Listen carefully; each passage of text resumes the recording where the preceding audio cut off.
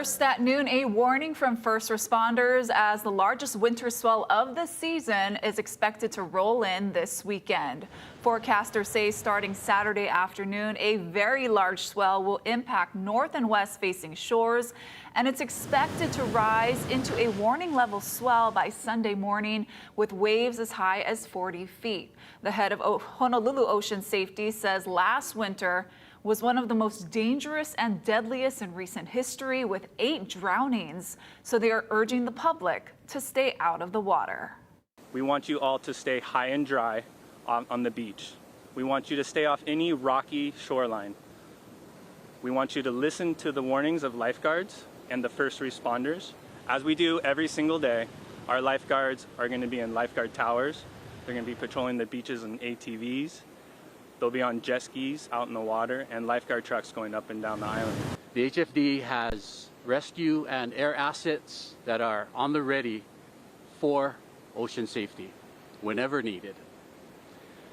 And even though we are prepared, please know that there are tremendous risks in performing any rescue for both the victims and responders. Typically, EMS can see or treat head injuries, we have spinal cord injuries, and of course drownings that we see as well.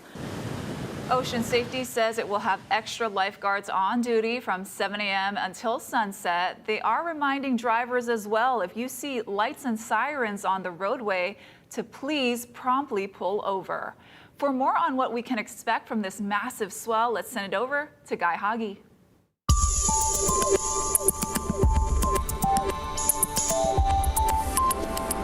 How's it on this Friday? The light winds and the dry conditions will persist through the weekend. Now, there's a big, vigorous front up there, but we're not expecting that to come in until maybe Wednesday of next week. So we'll watch for that. And you can see this morning how dry it is, except for a few showers over on the east side of Hawaii Island. And the winds will run slow, and that's why we'll likely get some fog and some haze, maybe even some afternoon cloud buildups. So get ready for a beautiful day. But again, there will likely be some fog and some air quality issues out there. Otherwise, rain will be very, very minimal. Thank you, Guy. One of the National Guard soldiers ambushed outside a Washington, D.C. metro station this week has passed away. While the investigation into the shooter's motives continues, President Trump says the suspect never should have been in the country, and he wants to remove even more foreign nationals. Natalie Brand has more. Firefighters saluted as a long motorcade of law enforcement and emergency vehicles escorted the body of 20-year-old National Guard soldier Sarah Beckstrom from a Washington, D.C. hospital late Thursday. This specialist in the West Virginia National Guard died on Thanksgiving Day. 24-year-old Private First Class Andrew Wolf remains in critical condition. The 2 soldiers were shot while on patrol Wednesday outside a D.C. metro just blocks from the White House in an ambush attack. Prosecutors say the suspect, 29-year-old Ramanallah Lakhanwal, an Afghan national from Washington state, will now face murder in the first degree. We will do everything in our power to seek the death penalty against that monster who should not have been in our country. In a social media post Thursday night, President Trump said he will permanently pause migration from what he calls third world countries and remove anyone who is not a net asset to the United States. There was no vetting or anything. They came in unvetted. And we have a lot of others in this country. We're going to get them out. The Trump administration says it will review all asylum cases approved under the Biden administration. A DHS official tells CBS News that the suspect's asylum case was approved under the Trump administration earlier this year. A coast-to-coast investigation into motive is underway. I hear them knocking on the door really, really loud, saying international FBI. With law enforcement examining his digital footprint and interviewing family members. Natalie Brand, CBS News, Washington. The Navy is building new infrastructure at Pearl Harbor that could be used to support advanced warships that could fire hypersonic weapons. The military isn't saying much about its plans, but as our Eddie Dowd says, critics are already sounding off, and a congresswoman wants more information. They move so fast, military experts say there is currently no way to shoot them down. After years of research and development by the U.S. Navy, hypersonic missiles are now being tested for deployment on America's most advanced destroyer. So this is about how do we keep community service members safer utilizing the best, most modern technology available. Hawaii Congresswoman Jo Takuda says she's heard about potential plans to bring those cutting-edge weapons and the destroyers that carry them to Hawaii once they're ready for use. You know, if I were having a conversation with auntie and uncle about these hypersonics coming to Hawaii, bottom line, China has it too. Retired three-star Admiral Joe Sestak tells HNN any deployment is still likely years away. He also points out that China is estimated to already have hundreds of its own hypersonic missiles and says the move to bring them to Hawaii makes sense. I don't doubt that someday in the future, there will be an attempt that will include hostilities that could potentially reach Hawaii because China wants to be the dominant force, first in the Western Pacific and then the Pacific. In the meantime, Congresswoman Takuda says she's formally requesting more information from the Navy. What you have to do whenever you're talking about bringing, whether it's hypersonics against subs, destroyers to Hawaii, communicate to the people about what that means, what that entails, inform, educate, engage, and listen. HNN gave the Navy 6 days to reply to our inquiries about the hypersonic missiles and is still waiting to hear back. Some Native Hawaiian activists see the potential move as another example of increased militarization in the islands. We are still reeling from the 2021 Red Hill fuel spill. There is a long history of the U.S. military here in Hawaii, poisoning our people, poisoning our land, poisoning our water. Why would we be okay with them building up more? Definitely a buildup of all of these bad decisions that have been made by the military, and then doubling down and saying we don't care about what the community says. Retired Admiral Sestak argues from a strategic perspective, these advanced weapons are not meant to start wars, but rather prevent them by projecting power in the Pacific. Eddie Dowd, Hawaii News Now. New at noon, the man accused of stealing a man's truck with his 2 young children inside at Nimitz Beach appeared in court this morning. 36-year-old Joshua Lopez Kelly is facing 3 counts of kidnapping, second-degree robbery, and unauthorized control of a vehicle. A judge originally set his bail at $1 million, but the judge overturned that today, revoking bail due to the nature of the crime and that he violated parole terms. Offense. Robbery in a second degree, 3 counts of Class A kidnapping constitutes a serious crime under Section 804-3. Under 804-3, bail may be denied where the charge is for a serious crime and where there is a serious risk that the person poses a danger to any person in the community. Lopez Kelly is due back in district court on Tuesday. HPD is investigating an armed robbery in Waikiki. This happened at around 10:20 last night at a restaurant on Ala Moana Boulevard near Ena and Kalia Roads. Police tell us a man pointed a gun at 2 employees inside.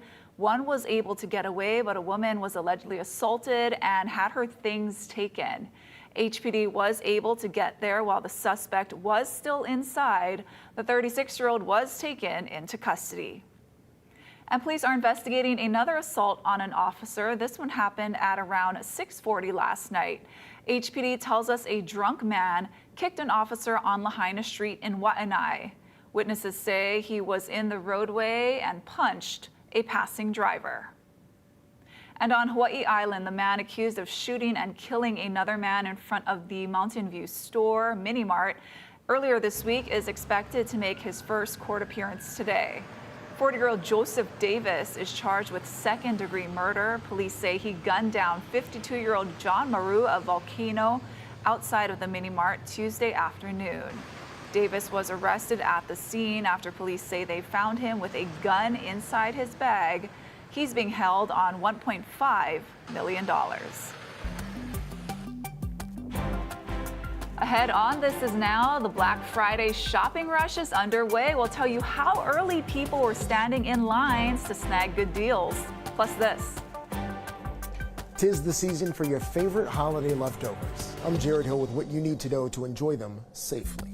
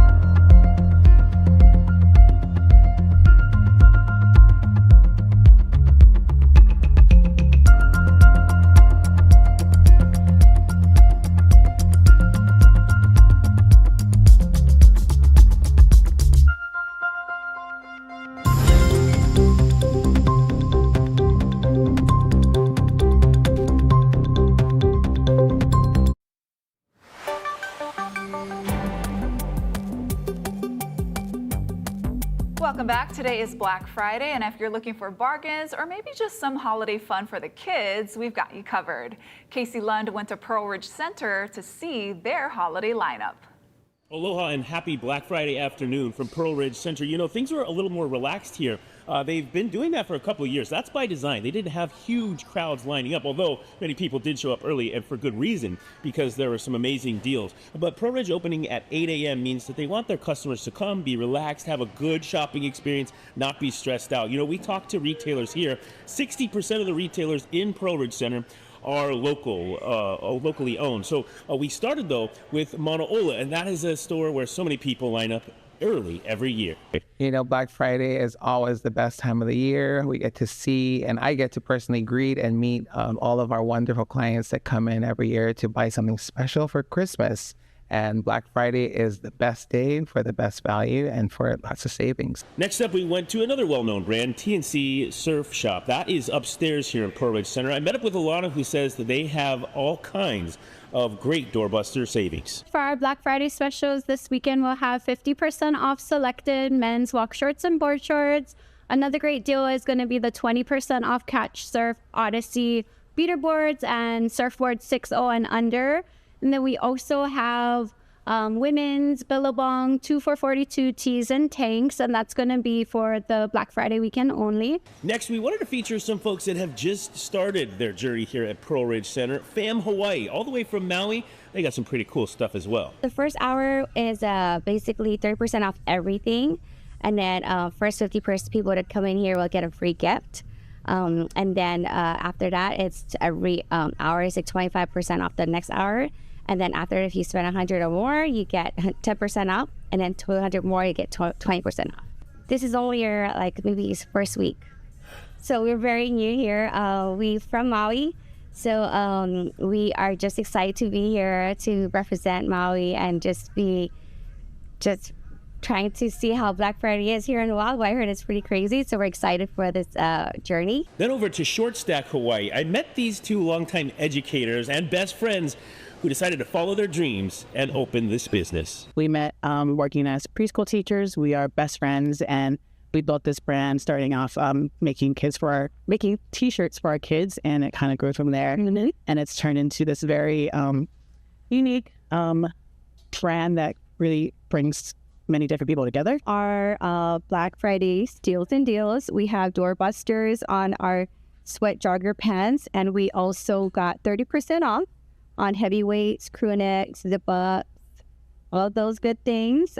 We also got 20% off on kids, 40% off on other products, and we also got a release. That Pearl Ridge Center has amazing deals throughout the holiday season. Of course, the Pearl Ridge Express operating for the Keiki, Santa here throughout the season as well. All the details online. Happy Black Friday to you. I'm Casey Lund at Pearl Ridge Center for Hawaii News Now. Thank you, Case. Meanwhile, it was an early Black Friday morning for shoppers at Ala Moana, where lines began forming while most of you slept. Jelani Martinez was wide awake to capture the holiday shopping fever. The lines only got longer here at Ala Moana Center, and although the crowds are nothing close to past years, there were some shoppers who still came out right after Thanksgiving dinner. We spoke to one man who got here just before midnight. 11:50 last night, and Lane's Honolulu. Why this store? My wife said she wanted this store. First 10 people, they get a gift bag that has $150 worth of something, and then they also have, for the first hour, 60% off anything that's not on sale already. We noticed that the earlier you got here, the better the deals were. At the store Lane, in the first hour, it was 60% off. Now, Ala Moana is open until 9 this evening, and their extended holiday hours begins December 5th. Reporting from Ala Moana, Jelani Martinez, Hawaii News Now. Now, one of our favorite things about Thanksgiving, indulging in the delicious meal in the days after the holiday. But experts remind us to keep food safety top of mind when storing and reheating your leftovers. Jared Hill has more on how to keep your family healthy. The Thanksgiving meal, the turkey, and all the trimmings, we cannot wait to savor the flavor and indulge in the leftovers after the holiday. But primary care physician Dr. Giras Paranjapi with National Jewish Health says we have to be mindful of foodborne illness. That starts with getting leftovers into the fridge in small airtight containers within 2 hours. We leave it out on the counter and that temperature drops below a threshold where bacteria can start to not only grow but produce toxins in the food. And then as we store that food away, if we don't store it either efficiently and quickly enough, or we store it too long and reheat it not at an appropriate temperature, those bacteria can make us sick. That temperature, 165 degrees, and have a food thermometer handy to check. Leftovers can be kept in the fridge for up to 3 to 4 days. That means you've got until the Monday after Thanksgiving to either eat them, toss them, or freeze them. In the freezer, they can last for up to 3 months. While anyone can get foodborne illness, Dr. Paranjapi cautions some people are at greater risk. You'd of course want to be sensitive to individuals that, should they develop, nausea, vomiting, dehydration, that could become dehydrated more significantly. So these are smaller children, elderly who are more frail. And good hand washing is key for prevention. Be sure to wash hands before and after handling any foods to keep everyone healthy this holiday season. Jared Hill, CBS News, New York. Let's take a look outside with our tower cam on this Aloha Friday. Guy's gonna have your full forecast in 2 minutes.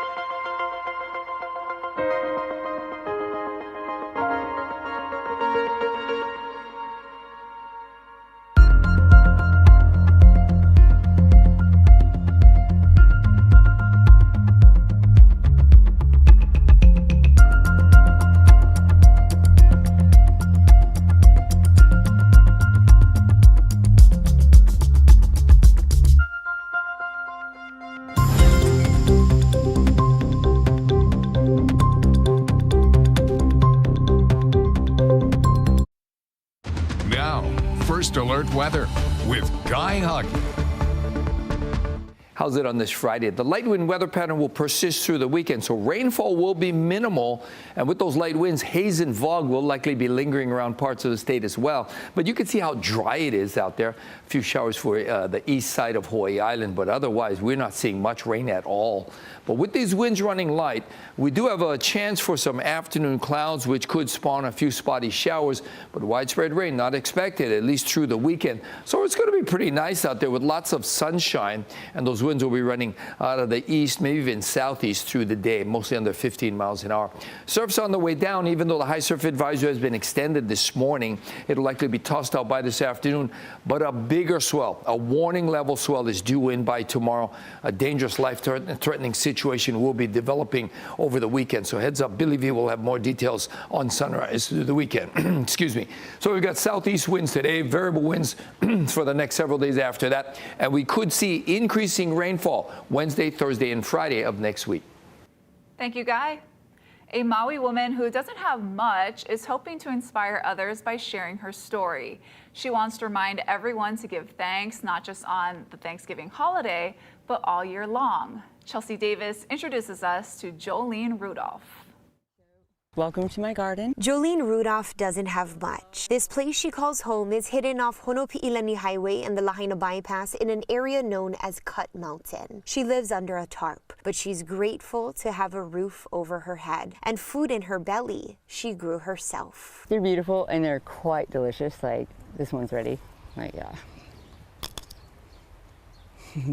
So sweet. This garden is abundant with eggplant, basil, pineapple, green beans, chives, papayas, squash, cantaloupe, even. Oh, I have strawberries in Lahaina. Strawberries in Lahaina. She started growing her garden of love less than a year ago. It now feeds the entire encampment and everyone who stops by. Did you grow that? Mm-hmm. No, wait, you're kidding me. I'm not kidding you. It all started with just a little seed, and everyone told me I couldn't do it, you can't do it. She purchased that seed through Maui Rapid Response newly launched Kahua Card program. Fire survivors who aren't receiving aid are gifted up to $1,100 a month on a prepaid card, funded entirely by donations. This garden is feeding Cut Mountain right now. That garden was a pile of trash about 8 months ago. And now it is a garden that's being shared. The Kahua Card program launched 7 months ago as a pilot with 20 people. 75% of that first pilot group said that their mental health is better. And when they say that their mental health is improved, then we can have these bigger conversations of the bigger lifts in their lives. Those enrolled can buy anything they want, just no alcohol, adult entertainment, and they can't pull out cash. Looks just like me. Jolene was living unsheltered on Shaw Street when the fire broke out and barely escaped. She's grateful to be alive today. Auntie Jolene's garden is one story of so many that we get to see every single day. And when people say to us, like they fight with us and say, especially the unsheltered, are just causing problems and they're criminals, we know the other side of that story. Nicole hopes more people donate or start similar programs to help solve Maui's homeless crisis. Mwah, mwah. I love you. I love you too. Reporting in West Maui, I'm Chelsea Davis for Hawaii News Now. Thank you, Chelsea. Still to come, who took home the top prize at this year's National Dog Show? We have that story coming up in today's Good News Now.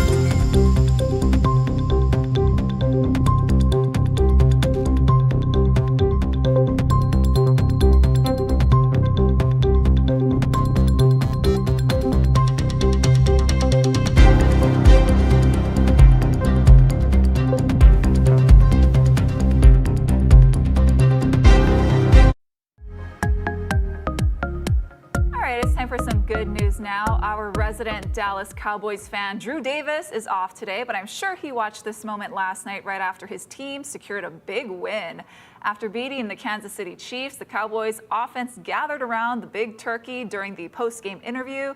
You can see here wide receiver CeeDee Lamb and offensive lineman Tyler Booker wasting no time digging in after the game. Then tight end Jake Ferguson apparently takes the rest of the turkey home. That was a big win. Good for them. Well, the highly anticipated National Dog Show took place yesterday, and the winner was a Belgian sheepdog named Soleil. She defeated one of the most formidable collections of group winners in National Dog Show history. Every dog who advanced to the round of 7 finalists was ranked #1 in their breed nationally. Now, Soleil delivered a virtually flawless performance, and her handlers said her attitude and movement made all the difference. All right, everybody, thanks for watching. This is Now. We're going to leave you with a live look outside. More news first at 4 right here on KHNL. Happy Aloha Friday.